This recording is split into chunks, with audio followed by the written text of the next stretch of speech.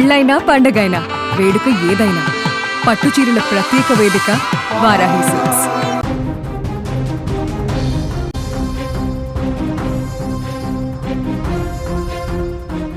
మార్కాపురం జిల్లాలో ఘోర రోడ్డు ప్రమాదం ఇప్పుడు చోటు చేసుకుంది. లారీ రూపంలో ముంచుకొచ్చినటువంటి మృత్యువు నలుగురి ప్రాణాలను బలి తీసుకుంది.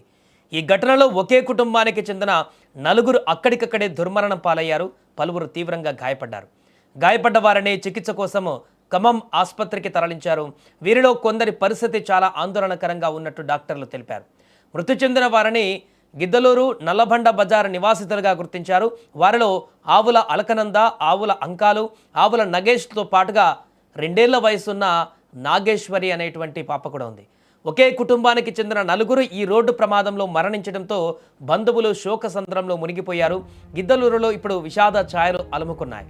ఇక ఈ ప్రమాదానికి సంబంధించిన పూర్తి వివరాలు కూడా సేకరిస్తున్నారు పోలీసులు. నల్లబండ బజారుకు చెందిన ఆవుల వీరక్కకు ఖమ్మం చెందినటువంటి పాములేటితో ఈ ఉదయం 9:30 సమయంలో వివాహం జరగాల్సి ఉంది. దీనికి ముందు సంప్రదాయం ప్రకారం వినాయకుడి ఆలయం వద్ద పెళ్లి కూతురుతో పూజలు నిర్వహించి వాళ్ళంతా ఆటోలో తిరుగు ప్రయాణమయ్యారు. అదే సమయంలో లారీ అదుపు తప్పి ఆటోపైకి దూసుకువెళ్ళింది. దీంతో అలకనంద, అంకాలు, నగేష్, నాగేశ్వరి అక్కడికక్కడే మరణించారు. పెళ్లి కూతురు ఆవుల వీరక్కతో పాటు మరో 8 మందికి తీవ్ర గాయాలయ్యాయి. లారీ వేగానికి ఆటో మొత్తం కూడా నుజ్జునుజ్జయింది. సమాచారం అందుకున్నటువంటి వెంటనే మార్కాపురం పోలీసులు ఘటనా స్థలానికి చేరుకొని స్థానికుల సహాయంతో సహాయక చర్యలు చేపట్టారు.